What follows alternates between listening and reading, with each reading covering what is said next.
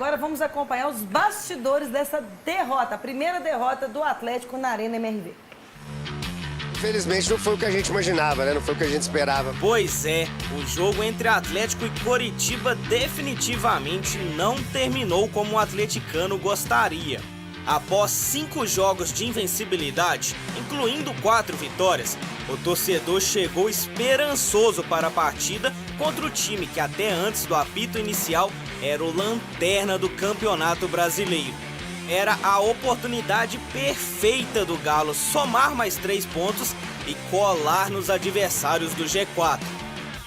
Mas antes mesmo da partida iniciar, o técnico Felipão teve que mudar 2 jogadores que vinham sendo titulares e importantes nas últimas partidas. Igor Gomes e Alan Franco entraram no lugar de Bataglia e Pedrinho, que sentiram problemas musculares. Sem os jogadores, o time ficou prejudicado tanto na marcação quanto na criação de jogo. Quando a gente deixa de ter um atleta importantíssimo como Batalha dentro de campo, sem dúvida vai fazer falta para nós. Não desmerecendo o outro atleta que entrou no lugar dele, mas ele é um atleta muito importante para o nosso meio-campo, né, para a nossa equipe.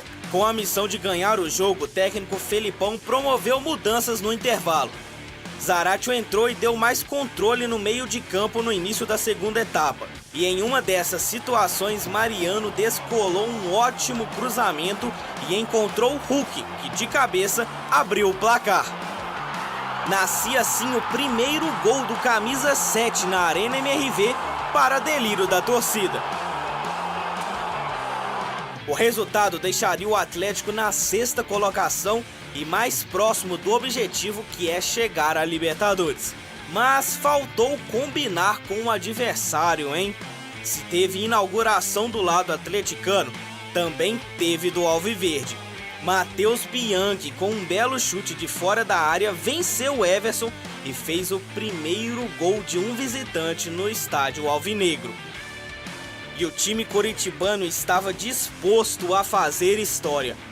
Em uma escapada pelo lado direito, Jamerson carregou a bola desde o campo de defesa. Como ninguém matou a jogada, ele chegou na linha de fundo e cruzou para o atacante Slimani cabecear para o fundo das redes, sacramentando a primeira derrota do Atlético na nova casa. Com a derrota, o Galo termina a rodada na 9ª posição, com 40 pontos, a 2 do Fortaleza, 6º colocado, e a 4 do Palmeiras, primeiro time no G4 e o próximo adversário, o atleticano. A gente vai ter uma parada agora, ver os erros para que a gente possa continuar lutando pelo nosso objetivo, que é a Libertadores. Não era para falar? Aí o Miltinho cortou pro Fael, mas vamos lá. Mas falando então, Isabel, o que incomodou o atleticano foi a palavra citada pelo Filipão, meu microfone vai pegar esse ar aí, você vai tomar bronca. E pelo Otávio também.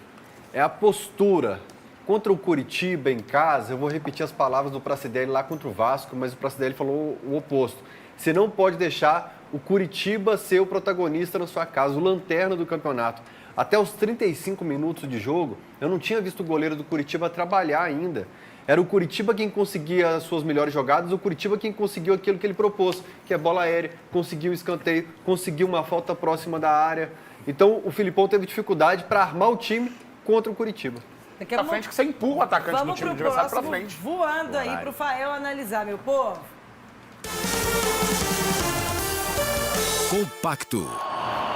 O Atlético não tem o Batalha, né? Quando sai a escalação, surpreende a gente a ausência do Batalha e do Pedrinho. O Batalha vinha sendo o cara que organiza o meio-campo atleticano e fica um meio-campo sem saída de bola.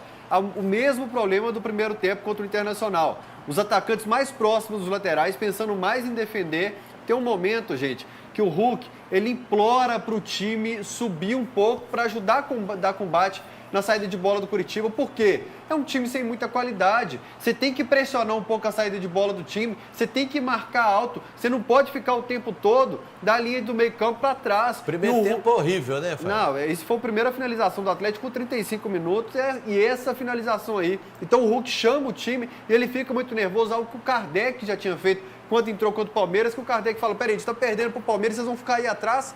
E contra o Internacional foi a mesma coisa. O Mariano destacou isso na entrevista dele, de ficar o Pavon e o Paulinho mais como assistentes de laterais defensivos do que propriamente lá na frente. O Igor Gomes não conseguiu repetir a boa atuação do segundo tempo contra o Internacional. É um problema que assola o Atlético, que é a instabilidade das peças. Um cara entra, faz um jogo bom, depois faz 2 medianos, um jogo ruim. Aí você fala, não, então eu vou colocar o cara no banco. Aí ele entra, vai bem, aí no outro já não vai tão bem assim.